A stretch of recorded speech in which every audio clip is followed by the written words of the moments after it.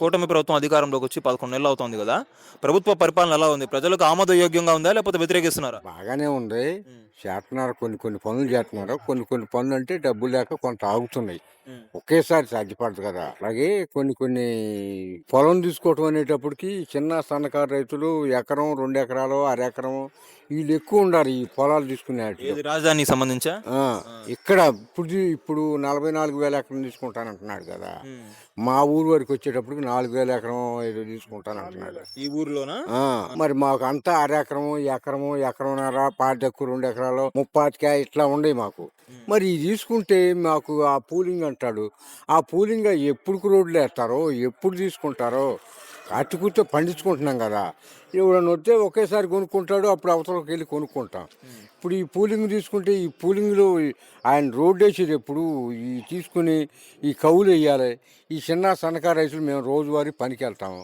మాకు పని ఉండి ఈ పూలింగ్ అనేటప్పటికి పని ఉండదుగయ్యా! ఇంకెటు పోవాలి? మా ఉపాధి పరిస్థితి పోయిద్దని చెప్పి అంటారు. అంతే కదా! హ్మ్. మా ఉపాధి పోయిద్ది మరి మేము ఎటు పోతాం? ఎటు పోతామయ్యా? పోలేం కదా! అంటే ఈ ల్యాండ్ పూలింగ్ అనేది చేసినా గాని ఓ 2, 3 ఏళ్ళు పట్టిద్ది. ఆ 2, 3 ఏళ్ళు మరి మా చేతిలో పనుండదు కదా! అని చెప్పి అంటారు. చేతిలో పని ఉండదు. ఇప్పుడు ఒక అరెకరం ఉంది. దాంట్లో ఈయన 12 సెంట్లు ఇస్తాడు. ఆ 12 సెంట్లు మార్కెట్ పెరిగి నువ్వు రోడ్లేసి, డ్రైనేజీ కట్టి, ఆ బిల్డింగ్ ఎత్తే గానీ నీకు ఆడ ప్లాట్ కొంటానికి రాడు. లేకపోతే రాడుగా. ఇయన్నీ డెవలప్‌మెంట్ చేసేటప్పటికి వీళ్ళు ఎప్పుడుకొస్తారో, ఇప్పుడు ఈ ఒక అరెకరం ఉంది అమ్ముకోవాలి. మా పిల్లల్ని చదివించుకోవాలి. ఇప్పుడు ఇది సాధ్యపడదు. ఇప్పుడు ఆ పూలింగ్ అనేటప్పటికి బయట తెచ్చుకుందామన్నా ఎవడిచ్చేవాడు కనపడతలేదు. పూలింగ్ అన్నారు కదయ్యా మేము రాము దాని జోలికి.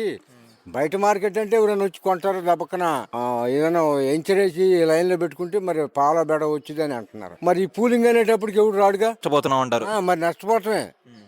అసలు ఇన్ని వేల ఎకరము ఇంత అవసరమా? గతంలో తీసుకున్నది సరిపోయిద్ది కదా! అంటారు. సరిపోయిద్ది అంతవరకే. ఇప్పుడు అక్కడే కొన్ని కొన్ని నెడమరు ఉంది. ఇప్పుడు మన వాళ్ళు ఉండారు కొన్ని కొన్ని ఏరియాలో ఈల ఆ గ్రీన్ బెల్ట్ అని పెట్టాడు. ఎందుకు నీకు అవసరం ఆ గ్రీన్ బెల్ట్ అని పెట్టడం? ఇచ్చినోడు ఇస్తాడు, ఈనోడు ఈడు. వాళ్ళ ఇష్టం కదండి. వాళ్ళ తండ్రులు వాళ్ళ తాతలు సంపాదించిన ఆస్తి. ఇంకా దౌర్జన్యంగా తీసుకుంటే ఎలా అంటారా? మరి అంతే కదా, హ్మ్. తప్పు కదా. ఇప్పుడైతే మీరందరూ వ్యతిరేకిస్తున్నారు. ఆ. రేపొద్దున వచ్చి మీపై దౌర్జన్యం చేస్తే ఏం చేస్తారు? ఏం చేస్తాము దర్జీని సాధ్యమైనంత మట్టుకి చెప్తాము. వినలేదనుకో వదిలేస్తాం. చేసేది ఏముంది. లేకపోతే మీరు కూడా పోరాటాలు చేస్తారా ఇంకా? మరి చేయాలి తప్పదు కదా. హ్మ్. ధర్నాలు చేస్తాం. ధర్నాలు చేసినప్పుడు దానికి సానుకూలంగా స్పందించి సరే ఉంది. హ్మ్. స్పందించలేదనుకో ఈ యొక్క అంశంతోనే మీరు వ్యతిరేకిస్తున్నారా? ఇంకేమైనా ఉన్నాయా? పాలనా పరంగా ఇంకా ఏమైనా వ్యతిరేకిస్తున్నారా? పాలనా పరంగా మేమేం అనం. పాలనా పరంగా ఆయనకంటే ఈయన బాగానే ఉంది. హ్మ్. పద్ధతిగానే ఉంది. దేనికి బట్టి దానికి విచ్చలవిడిగా ఏ బడితే చేయటం, ఏకిలి కోకిలికి ఆడటం, ఎవడని మాట్లాడితే కేసులు పెట్టడం ఆ సెక్షన్ లేదు. హ్మ్. దాన్ని సంతోషించవచ్చు. ఓకే. వాళ్ళే ఆడినట్టు ఇట్లా మాట్లాడితే తీసుకెళ్ళి లోపల కేసులు పెట్టేశారు. ఆ! ఇప్పుడు ఆ పరిస్థితి లేదంట. ఆ పరిస్థితి లేదు, బాగానే ఉందయ్యా. హ్మ్. అది పోలీస్ వ్యవస్థ ఎలాగుంది? పోలీసులు కూడా బాగానే ఉన్నారు. ఆ! పోలీసుల్లో కూడా కొంతమంది ఉంటారు, అందరిని అనకూడదు. కొంతమంది ఉంటారు, వాళ్ళు కూడా మనసు మార్చుకుని పద్ధతిగా చేస్తే బాగుంటుంది. ఇంకోటి పెద్దాయన ఇప్పుడు ఏమైనా పని కావాలొస్తే ఇంతకుముందు మనం సచివాలయాలకు వెళ్లి చేసుకునేవాళ్ళం. ప్రభుత్వ పథకాలకి ఏమైనా ఉంటే. అప్పుడు వాలంటీర్ అనేవాడు ఉండేవాడు. ఇప్పుడు వాలంటీర్ అనేవాడు లేడు గదా! మీకేమైనా పథకాల గురించి చెప్పాలంటే ఎవరు చెప్తున్నారు? అవును, గ్రామంలో ఉండారుగా, కుర్రాళ్ళు ఉండారుగా. ఆ! వాళ్ళు ఉండారు, పంచాయతీ కాడికి పోతున్నాం, వాళ్ళు వస్తారు, ఇదిగో నీకు ఇది కావాలి మరి ఇట్లా సంగతి అని అంటే వాళ్ళు అప్లికేషన్ పెట్టి ఇదిగో పలాంది పలాంది అని చెప్తున్నారు.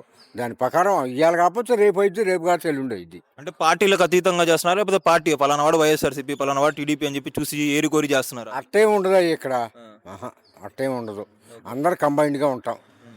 ఆ పార్టీ కాసేపే కానీ అందరం కంబైన్డ్గా ఉంటాం. తగులు ఇవాళ ఉండదు, పార్టీ రేపు పోయింది. మేము భూమి పుట్టిన కానించి భూమి సచ్చిందాకా ఉండాలి. తగులు మాకు అవసరమా? అందరూ అలా అనుకుంటే బానే ఉండేది. కాకపోతే అలా అనుకోరు గదా! అనుకోవాలి. హ్మ్. అందరు కలిపి ముందుకు నడవాలంటే పార్టీలో పక్కన పెట్టి అందరు కలిసి పోతే పద్ధతిగా ఉంటుంది ఏదైనా.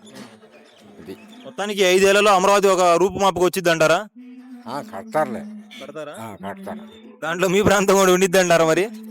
ఏం మరి అది ఎంతవరకు వాళ్ళు వర్క్ చేసేదాన్ని బట్టి, వాళ్ళు వర్క్ చేసేదాన్ని బట్టి. ఒకవేళ వాళ్ళు అది తొందరగా డెవలప్ చేస్తే మీరు కూడా వేయడానికి సుముఖంగా ఉంటారా? మరి డెవలప్ అయ్యేటప్పటికి మన పిల్లలకి ఉద్యోగాలు వస్తాయి కదయ్యా. హ్మ్. ఇప్పుడు వరుస బిట్లు బిట్లుగా డెవలప్ అయిందనుకో, మనకు నా పిల్లాడికి రాపోయినా నీ పిల్లాడికి వచ్చింది, నీ పిల్లాడి రాపోయినా ఆయన పిల్లాడికో ఆయన మనవడికో వచ్చిందిగా. ఇప్పుడు మన భవిష్యత్తు చూసుకోవద్దు, ముందు భవిష్యత్తు కూడా చూసుకోవాలి. అలా మొత్తంగా అయితే ఈ కూటమి ప్రభుత్వ పరిపాలన బాగుందంటారు మీరు? బాగానే ఉంది. బానే ఉంది. జగన్మోహన్ రెడ్డి అసలు అంతగా ఓడిపోవడానికి గల కారణం ఏందంటారు? ఆ సెక్షన్ మేము మాట్లాడకూడదు. ఆ సెక్షన్ వద్దు అసలు. ఒకవేళ 29లో మళ్ళీ జగన్ వస్తే అప్పుడు పరిస్థితి ఏందంటారు? అమరావతి అంటారా? లేకపోతే 3 రాజధానులు వస్తే ఆ టయానికి ఆ వాతావరణానికి ఎట్లుంటుందో మనం చెప్పలేము. మనం ముందు ఎట్లా అంచనా వేస్తాం? మనం దేవుడు ఇది కాదుగా. మన పరిపాలన విధానం మనం రేపు ఉంటామో లేదో తెలీదు.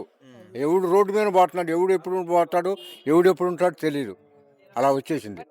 దాన్ని బట్టి మనం నడవటమే కానీ ఎప్పుడూ 4 ఏళ్ళ నాటి దానికి మనకు అవసరమా? మనకి తగులు తెచ్చుకోవటం, గెలుస్తాడు గెలవడు ఆ జనంనే నిర్ణయిస్తారు.